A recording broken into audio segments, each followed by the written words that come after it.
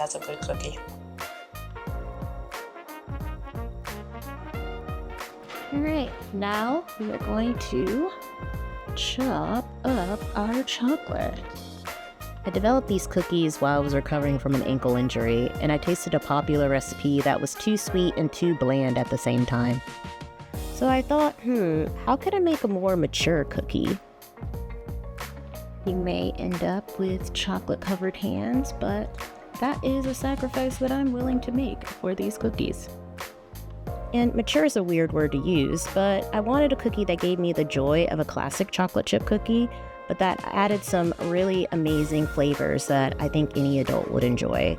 So that's where these hazelnuts came in, and you're going to toast them and chop them up and add them to your bittersweet chocolate. I think it's really important to use bittersweet chocolate here. And then we're just going to start to get together the flour and then the butter.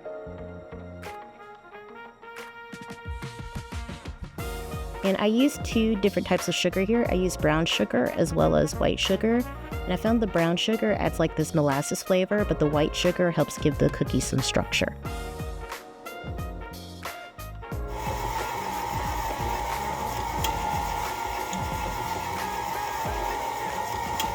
Don't be afraid to scrape down the bowl. You want to be very careful not to overmix because I learned that lesson the hard way. A useful lesson, but you definitely don't want to waste time making hard little pucks. So after being some time in the mixer, we're going to add the rest of our ingredients. And I love adding espresso powder to anything with chocolate. It really enhances the flavor of the chocolate. And when you make this recipe, it seems like there's too much flour, but I promise there's not. You just got to do a little arm work and everything will incorporate really nicely together. And you add your beautiful chocolate chunks and your hazelnuts. And you get this really lovely cookie dough.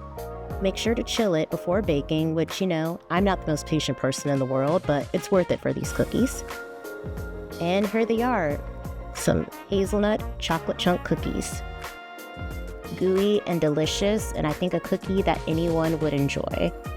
I hope you make this recipe. Let me know what you think in the comments below. And as always, eat well and take care.